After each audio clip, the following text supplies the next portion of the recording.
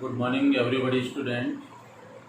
आइए आज हम बात करते हैं चैप्टर 8 में अगले वीडियो में अगले टॉपिक जो है आपका अलैंगिक जनन या वानस्पतिक प्रवर्धन की विधियों में पढ़ चुके थे बीजाणु द्वारा और वानस्पतिक भागों द्वारा। अब तीसरा जो अलैंगिक जनन की जो विधि आती है वो आती है आपके रूपांतरित तना। रूपांतरित तना के द्वारा भी हम अलैंगिक यानी कि पौधे के कायिक भाग या अन्य भागों से एक नए पौधे को तैयार कर विकसित कर सकते हैं। तो आइए आज हम रूपांतरित तना के बारे में बात करते हैं कि रूपांतरित तना के माध्यम से किस प्रकार से हम अनेकों पौधे तैयार कर सकते हैं, तो उसके बारे में आज हम चर्चा करते हैं। देखिए कि पौधों के अंदर जड़ों के समान तथा भोजन एकत्रित कर पौधों के अंदर जड़ों के समान तना, जो तना होता है वो भोजन एकत्रित करके क्या होता है, मोटा हो जाता है। और इस तने को मार्त पौधा यानी मूल पौधे मार्त पौधे से अलग कर एक नई जगह पर क्या किया जाता है, लगा दिया जाता है। तो यह नए पौधे का विकास करता है कौन, तना। इन पौधों को रूपांतरित तना कहा जाता है। क्या कहा जाता है, इन पौधों को रूपांतरित तना कहा जाता है। क्यों? क्योंकि पौधों के अंदर जड़ों के समान तना भोजन एकत्रित करके मोटा हो जाता है और इस तने से मार्त पौधे से उस तने को अलग करके एक नई जगह पे लगा दिया जाता है, तो नए पौधे का विकास होता है। तो इन पौधों को हम क्या कहेंगे, रूपांतरित तना कहा जाता है, क्योंकि तने के मूल मार्त पौधे के तने से अलग किया हुआ भाग रूपांतरित तना कहलाता है। तथा वानस्पतिक भाषा में इनको हम अगर पढ़ेंगे तो इसको कंद, प्रकंद, घनकंद, सल्ककंद आदि नामों से भी रूपांतरित तने को जाना जाता है। और आज हम बात करते हैं कि इनके बारे में रूपांतरित तना का विस्तार जो हम पढ़ेंगे वो कंद, प्रकंद, घनकंद और सल्ककंद के बारे में हम यहाँ पे समझेंगे। तो देखिए सबसे पहले आता है आपकी कंद। आप जानते हैं इसको और आपने देख भी रखा है कि कंद क्या होता है। रूपांतरित तना मात्र पौधे से इसको अलग करके एक नई जगह पे लगा दिया जाता है, उससे एक नया पौधा विकसित हो जाता है। उसको हम क्या कहेंगे, रूपांतरित तना कहते हैं। जैसे कि मान लीजिए कंद की बात करें तो यह भूमि के अंदर रूपांतरित तना है, यानी भूमि के अंदर है रूपांतरित तना है। जैसे मान लीजिए आलू, डहेलिया, कैनेडियम, आर्चिडेक इसके उदाहरण हैं। भाई इनको तो आप नहीं जानते होंगे, बट आलू को आप अच्छी तरह जानते हैं। आलू को हम क्या करते हैं, काट करके इसके 4 भाग या 2 भाग करके भी हम लगा देते हैं, तो रूपांतरित तना के अंदर विकसित हो जाता है, एक नए पौधे को क्या करता है, जन्म देता है। इसलिए भूमि के अंदर रूपांतरित तना का उदाहरण आलू, डहेलिया, कैनेडियम, आर्चिडेक है, जिसको हम क्या कहेंगे, कंद कहते हैं। इस कंद के माध्यम से मान लीजिए एक आलू आप लेते हैं, उसमें क्या होता है आपने देखा होगा, क्या आलू के अंदर इस प्रकार से जगह जगह पे कुछ आंखें निकली होती। इन आंखों को बचा करके इसके टुकड़े करके अगर लगा दिए जाएं, तो वहां से उस रूपांतरित तने से या कंद से आप एक नए पौधे को विकसित कर सकते हैं।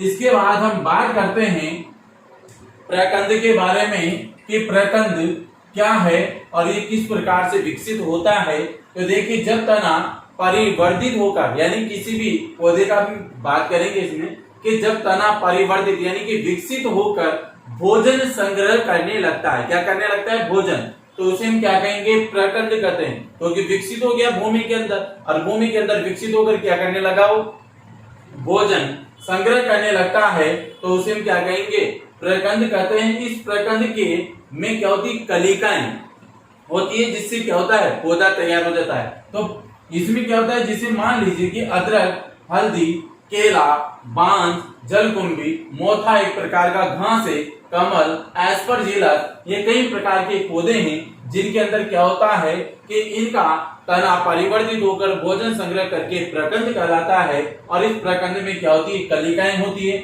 और ये कलिकाएं जिससे एक नया पौधा तैयार किया जाता है। तो मान लीजिए कि हमने यहाँ पे जिसे अदरक ही ले लिया, अब अदरक में क्या होता है कि इस प्रकार से कलिकाएं निकलती है जगह जगह से। इन कलिकाओं को आप अलग करके अगर एक जगह पर आरोपित कर देते हैं या लगा देते हैं तो इससे एक नया पौधा क्या होता है, विकसित हो जाता है। ये उदाहरण में अदरक, हल्दी, केला, बांस, जलकुंभी, मोथा, कमल और एस्परजिलस ऐसे उदाहरण हैं जिनको आप प्रकंद के रूप में उपयोग में ले सकते हैं। अर्थात इनकी प्रकलिकाएं जो निकलती है उन कलिकाओं को काटकर अगर आप दूसरे स्थान पर लगाते हैं तो वहां से एक नया पौधा क्या होता है, विकसित हो जाता है। तो ये क्या होता है कि पौधे के रूपांतरित तने से अनेकों पौधे तैयार करने की विधि दूसरी आपकी प्रकंद जो समाप्त होती है। अब हम बात करते हैं घन कंद के बारे में कि घन कंद क्या है, इसके बारे में भी हम विस्तार से बात करते हैं कि इसमें पौधे के तने का अक्ष का मतलब जहां से वो उगा हुआ है वो अक्ष का आधार भोजन संग्रह करके क्या होता है, फूल जाता है अर्थात मोटा हो जाता है। जैसे जमीकंद, अरबी, ग्लेडियोलस जिसको हम फूलों की रानी भी कहते हैं, तो जमीकंद के अंदर जैसे शकरकंद वगैरह सभी आते हैं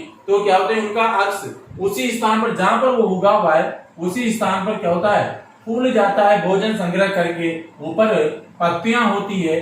तो इस प्रकार से जमी कंद, अरबी, ग्लेडियोलस इसकी उदाहरण जिसमें पौधे के तने का जो अक्ष होता है ये अक्ष ही माना जाता है पौधे का, जिसमें ऊपर दो पत्तियां होती है। ये अक्ष ही क्या होता है, भोजन संग्रह करके फूल जाता है। जिससे कि आपने जमीकंद में शकरकंद को देखा होगा, वो इसका उदाहरण है। तो वह अपने अक्ष पर क्या करता है, फूल करके मोटा हो जाता है। उसको अगर वहां से काट कर अलग कर दूसरे स्थान पर लगा दिया जाए तो इससे भी एक नया पौधा तैयार हो जाता है। जमीकंद, अरबी, ग्लेडियोलस फूलों की रानी इसके उदाहरण माने जाते हैं। इसके बाद हम बात करते हैं शल्गकंद की।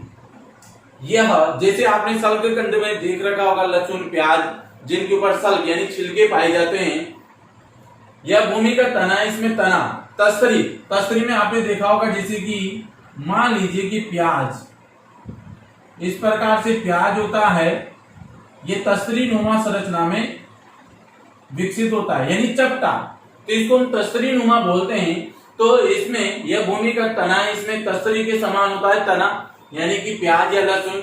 इसमें शल्ग का आवरण यानी कि छिलकों का आवरण पाया जाता है जिसको हम क्या कहते हैं, शल्ग। जैसे प्याज, लहसुन, रजनीगंधा आदि इनके कायिक भाग या तने को भी अगर हम काट करके विकसित करके या उगे हुए प्याज को अगर दूसरी जगह पर हम लगा देते हैं तो इसका जो तना है ये कायिक भाग है वो भी एक नए पौधे को क्या करता है, यहाँ से जन्म देता है। तो रूपांतरित तने के माध्यम से इन विधियों के माध्यम से अनेकों पौधे हम तैयार एक साथ कर सकते हैं। तो ये कंद, प्रकंद, घन कंद और शल्गकंद के बारे में आज हमने इस वीडियो के अंदर पढ़ा है। अब इसमें कुछ उदाहरण है जिसके द्वारा भी हम क्या करते हैं, नए पौधों को विकसित कर सकते हैं। जैसे मान लीजिए ऑफशूट और स्लिप, कुछ ऐसे उदाहरण जिसमें भी अनेकों पौधों में इन्हीं विधियों को अपनाया जाता है। जिसको देखिए ऑफशूट क्या होता है, विशेष तरह की पार्श्व शाखा। अब पार्श्व शाखा तो आपने देखी होगी, पार्श्व का मतलब है बगल में से निकलने वाली शाखाएं।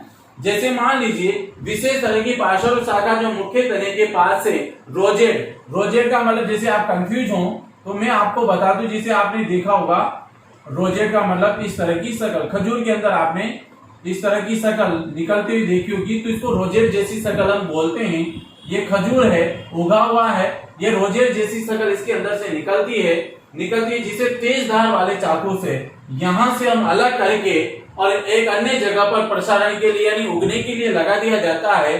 तो रोजेट जैसी शकल का मतलब होता है कि खिले हुए रूपांतरित इस प्रकार से जो संरचनाएं रोजेट शकल होती है। तो खजूर में इस रोजेट जैसी शकल के यहाँ से कायिक भाग से जो आपके रोजेट जैसी शकल की जो शाखा मुख्य तने से निकलती है, मुख्य तना पे इस शकल से जो ये शाखा निकलती है, इसको तेज धार वाले चाकू से काट करके आप यहाँ से अलग करके दूसरे स्थान पर जमीन के अंदर लगाने से यहाँ से क्या होता है, एक नया पौधा विकसित हो जाता है। ये विधि मात्र खजूर के अंदर की जाती है। अब हम बात करते हैं यहाँ पर स्लिप क्या है, मूल वृंत। अब मूल वृंत की हम बात करें, मूल का मतलब वही जड़ वाला तना छोटे पौधे का। मूल वंश से भी कभी कभी प्ररो निकलता है, प्ररो का मतलब ऊपरी शाखा निकलती है, जिन्हें पौधरोपण के लिए हम क्या करते हैं, काम में लेते हो, क्या कहलाता है, स्लिप कहलाता है। अब आपने देखा होगा अनानास खाया भी है आपने, अनानास इस प्रकार की इसकी आकृति होती है, इसमें से ये निकले होते हैं, ये अनानास है। अब इस अनानास के अंदर आपने इस तरह की संरचना देखी होगी, तो इसमें कई प्रकार से प्ररो निकल आते हैं यहाँ से भी।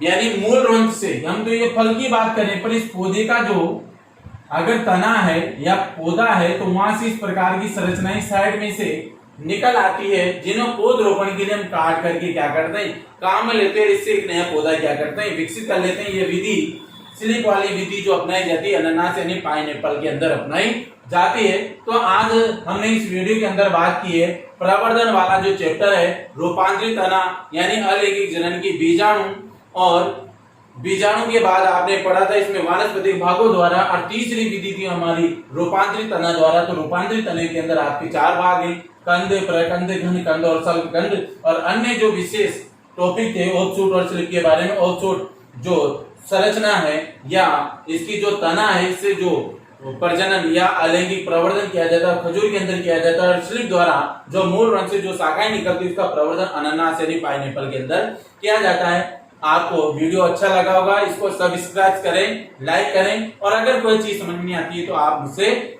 कमेंट बॉक्स में लिख करके पूछ सकते हैं। Thank you.